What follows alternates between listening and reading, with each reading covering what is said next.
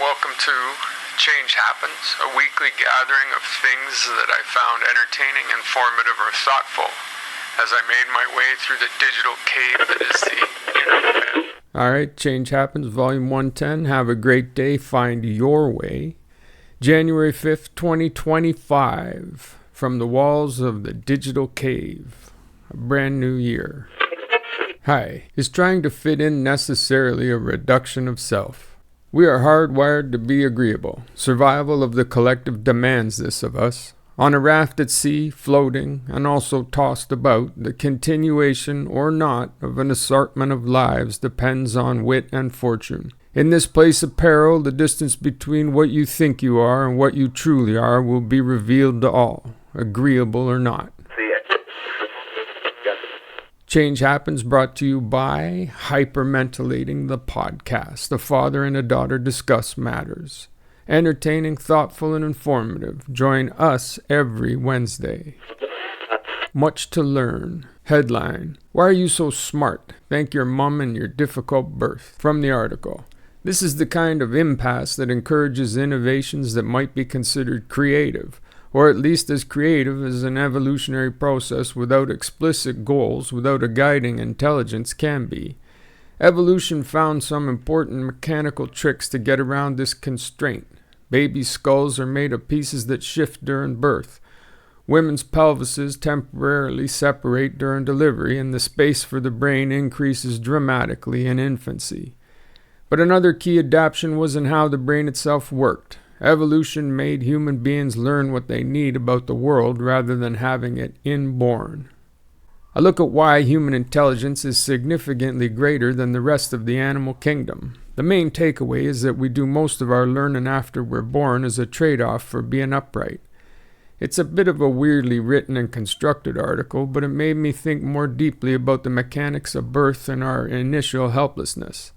There is nothing more profound than childbirth. It's easy to forget how incredible and unlikely our journeys into life are. The right time and space. Headline: Do we live in a special part of the universe? From the article. When astronomers say the universe is homogeneous, this means that observers in any part of the universe will see roughly the same view as observers in any other part. There might be local differences, like our mostly harmless planet Earth orbiting the future course of an interstellar bypass, or a desert planet with 2 suns, or a swampy world in the Dagobah system. At the smallest scales, they'll be different, but as you move to larger and larger scales, it's all just planets, stars, galaxies, galaxy clusters, and black holes. And if you unfocus your eyes, it all looks pretty much the same. Isotropic means that the universe looks the same in every direction. If you were floating alone in the cosmic void, you could look left, right, up, down, out to the edge of the observable universe and see galaxies, galaxy clusters, and eventually the cosmic microwave background radiation in all directions. Every direction looks the same. We've come a long way from our original consideration that the Earth was the center of everything. In this moment, we can see 13.8 billion light years around us in all directions. But we are always seeing the past. Future observers from our space rock billions of years from now would not see what we see. Galaxies will be flying away from us so quickly that the light will never reach us. The article makes you realize that what's unique about us is not where we are in the universe, but the time we are in the universe. It is possible to envision a time in the future where people making observations on Earth will be relying on records from the past to believe that the universe is anything other than empty. Can you explain? Headline: How to learn anything with the Feynman Technique. From the article. In preparing for his oral qualifying examination, a rite of passage for every graduate student, he chose not to study the outlines of known physics. Instead, he went up to MIT where he could be alone and opened a fresh notebook. On the title page, he wrote "Notebook of Things I Don't Know About." For the first but not the last time, he reorganized his knowledge. He worked for weeks at disassembling each branch of physics, oiling the parts and putting them back together, looking all the while for the raw edges and inconsistencies. He tried to find the essential kernels of each subject. When he was done, he had a notebook of which he was especially proud. Mainly I included this article because I think everybody should have some understanding of Richard Feynman. If you don't, you should definitely look him up. A very interesting guy. The technique discussed is one that he used to teach and for himself. It has a bunch of different variations, an interweb favorite. The basic technique is really valuable, and it's shown here in a very clear way. His biggest thing was that if you can't explain something, then you don't understand it. So whatever gets you to being able to explain something, that is what gets you to being able to understand it. He stressed that naming something didn't mean you knew it. Bit of a Taoist, Mr. Feynman. January 1, 1818, Frankenstein, or the modern Prometheus. Mary Wollstonecraft Shelley. The Wiki Rabbit Hole. Sitting around a log fire at Byron's villa, the company amused themselves with German ghost stories, which prompted Byron to propose that they each write a ghost story. Unable to think of a story, young Mary Godwin became anxious. "Have you thought of a story?" I was asked each morning, and each morning I was forced to reply with a mortifying negative. During one mid-June evening, the discussions turned to the nature of the principle of life. Perhaps a corpse would be reanimated, Mary noted. Galvanism had given token of such things. It was after midnight before they retired, and unable to sleep, she became possessed by her imagination as she beheld the grim terrors of her waking dream, her ghost story. I saw the pale student of unhallowed arts kneeling beside the thing he had put together. I saw the hideous phantasm of a man stretched out and then on the working of some powerful engine show signs of life and stir with an uneasy, half-vital motion. Frightful must it be, for supremely frightful would be the effect of any human endeavor to mock the stupendous mechanism of the Creator of the world. She began writing what she assumed would be a short story. With Percy Shelley's encouragement, she expanded this tale into her first novel, Frankenstein, or the Modern Prometheus, published in 1818. She later described that summer in Switzerland as a moment when I first stepped out from childhood into life. Nature has answers. Headline: Farmers are using wool to save water in the drought-ridden West. From the article. That light bulb moment flickered on roughly a decade ago. Since then, 47-year-old Wild has been on a mission to educate sheep ranchers about a potentially lucrative market for their otherwise valueless waste wool. He's also working to explain to some home gardeners and commercial farmers alike what wool can bring to their soils.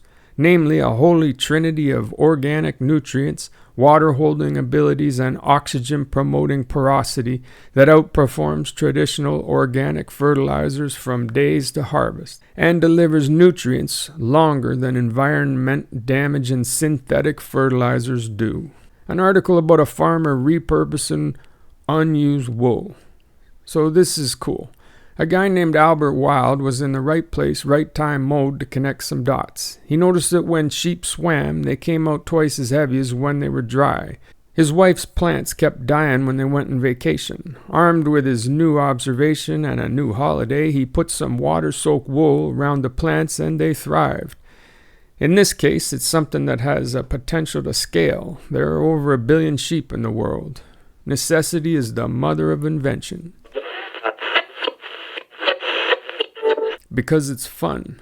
Headline: Why do humans and some animals love to dance? From the article. Dance means the act of moving one's body rhythmically to music. Music is simply a mixture of sound waves made by a human voice or a musical instrument. Sound waves are invisible and travel through the air and into our ears. When the sounds reach our ears, they send signals to a part of the brain called the auditory cortex, a brain region that possesses auditory information in humans and some animals. The signals then travel to other areas of the brain. Through this process, music lights up the brain regions that are responsible for thinking and understanding, and for reward, emotion, language, and movement. It's interesting to think about why we love to dance. Even those of us who wouldn't consider ourselves necessarily good dancers or dancers at all still like to move to a beat, if only unwitnessed. There's a joy to moving to music heard and imagined that can't be replicated by anything else. It's art if we do it. Headline: Can animals make art? These examples from nature suggest so. From the article, if we take art to be something that is beautiful and consciously created, and animals consciously create things that look like art, shouldn't we accept these productions as art too? As Edgar Degas put it, art is not what you see, but what you make others see. Indeed, we see beautiful creations all across the animal kingdom. Some of these works, such as the bowerbird's nest, are defined in the eyes of their animal beholders. Others have a largely functional purpose, such as mating or feeding, yet manifest in patterns and or colors that make them beautiful to behold. The colors in nature are outrageously beautiful. Artists have been trying to duplicate them on their canvases since we began slapping our handprints on cave walls. This is a great excuse to consider some of the unbelievable beauty in nature. There are photos in here and a couple of videos, and it's all kind of amazing. The unbelievable pattern, structure, and symmetry found in the world beyond the creation of humans is wonderful. It is no measure of good health to be well adjusted to a profoundly sick society. Jiddu Krishnamurti. Well, that brings us to the end of this week's wee adventure. I look forward to next week. When we meet again inside the spectacular human repository of everything and nothing, it's your life, you understand.